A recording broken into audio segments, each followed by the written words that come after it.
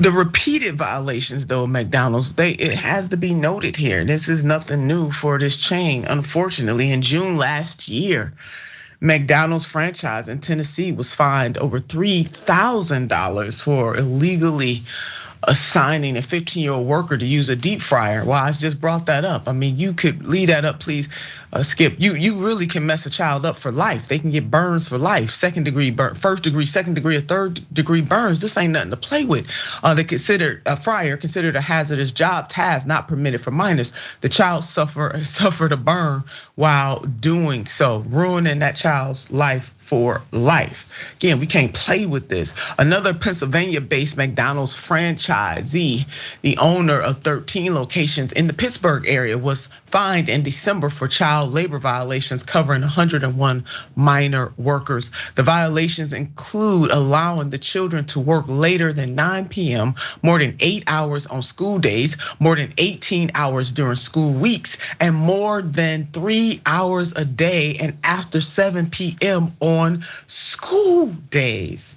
And the penalty then, a civil penalty of just $57,000 was assessed for those violations. I mean, they have no incentive to stop doing it because the penalty is so low. They pretty much figured that into the cost of doing business. And further, this year alone, just this year alone, in February, the Labor Department fined a franchise operator of 7 McDonald's restaurants in the Pennsylvania towns of Erie and Warren for illegally allowing 14 and 15-year-olds to work at times and over hours not permitted by federal child labor laws, and cases of assigning 9 workers under the age of 16 to operate deep fryers again.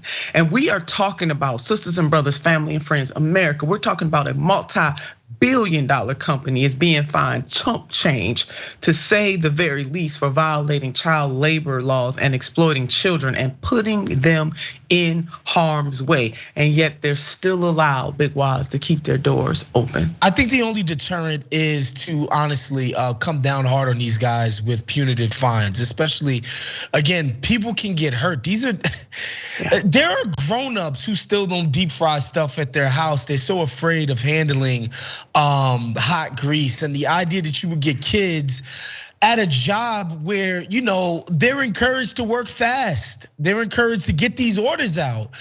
They're not encouraged to sort of take their time and do this as safely as possible. Whenever you're in an environment where money's involved, they're trying to get these people in and out of those doors. So to put a kid in that pressure cooker of an environment, excuse the pun, it's just crazy. And the reprisals should be punitive.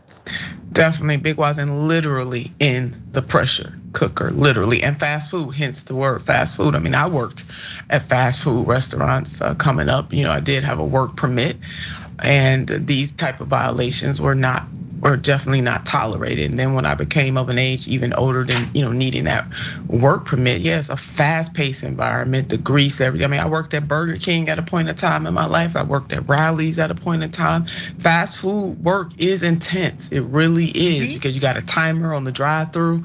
As anybody who's ever had to work in fast food knows, and it is a fast-paced environment. It is no environment to be manipulating children in the way that these McDonald's have been doing. And we want to thank our journalists for bringing these types of stories to light. And the Labor Department needs to, Waz, as you said, they need to come down hard. They need to come down swift, and they need to come down hard.